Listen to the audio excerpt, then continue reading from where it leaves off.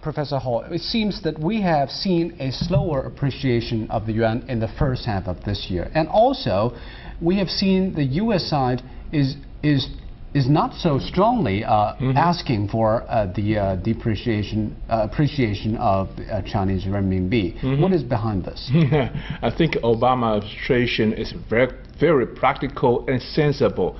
I still remember before he took office, Geithner's Obama sometimes they criticized Chinese exchange rate mechanism. But ever since he took office, especially Geithner, when he visited China in late May, he said nothing about manipulation of Chinese renminbi's exchange rate. That shows they understand China, especially when you talk to Chinese administrations, that we need to discuss things rationally. We don't want to point fingers at each other.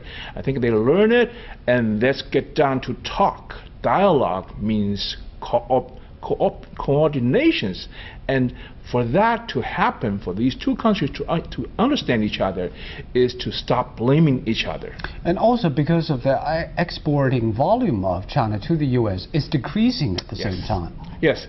Well, I think mostly because of world financial crisis, China's exporting is decreasing very fast, but also importing is decreasing even faster. So in terms of foreign reserve accumulations, Chinese foreign reserve now exceeds 2 trillion already. I think that's another issue probably going to be addressed in this dialogue. You said that exactly, because China has expressed its stance before the meeting, calling again for the U.S. to protect the extensive U.S. investment by pursuing sound policies and keeping the dollar stable. But the dollar, could it be stable? Because many are saying with quantitative easing and inflation expectation, the dollar will devalue. That's a tough one. That's a tough one. For the U.S. domestic inflation, it's very low. But for the international, especially U.S. dollar denominated commodities, their inflation rate is very high. So there's a trade between U.S. domestic inflation and the world, dollar inflations. Now, how the Chinese holding of U.S. Treasury bond can keep its real value, that's a tough one. I don't know how that's going to be resolved.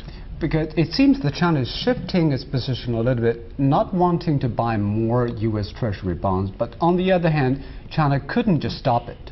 Well, if China does not change its development strategy, namely from the outward-looking development strategy to an inner-looking development strategy, that kind of issue, Chinese administration, government is going to face it sooner or later. And I think we have to discuss the development strategy. Well, Professor Huo, bilateral trade and investment are also on the agenda of the dialogues, which follows a lot of recent trade disputes. In the first half of the year, China has been cited in a lot of investigations by the U.S.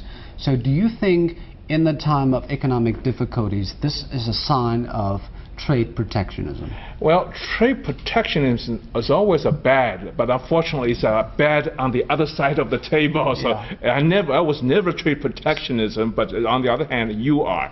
So I think on this case, no one wants to blame others on this trade protectionism. Let's just resolve the issue case by case, whether this is really the case of, say, infringe of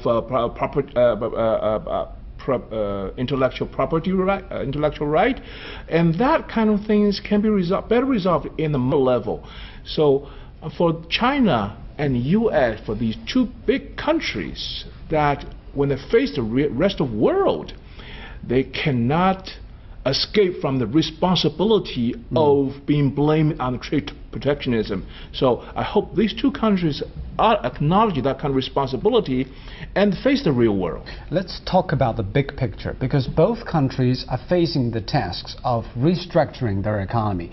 The U.S. think that China should shift to domestic demand, and also China is looking to U.S. to change its economic structure.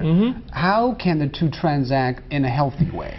Well, the U.S. actually has realized that in the past 10 years, it's been keep growing economic development based on the consumer demand by the increasing its credit. Unfortunately, China is supplying the credit by exporting commodities. Exactly. And now the U.S. government is calling for Chinese administration to change its development strategy from outward-looking to inward-looking. I think that's a good sign.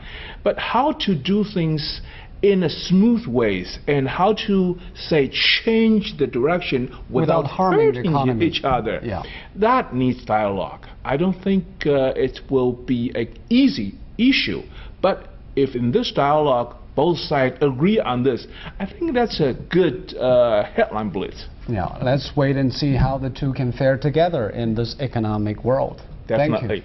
Thank you, Professor Huo.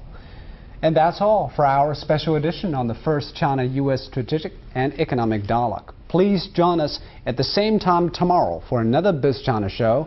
We'll have all the latest about the China-U.S. Strategic and Economic Dialogue, as well as all the other business news in China.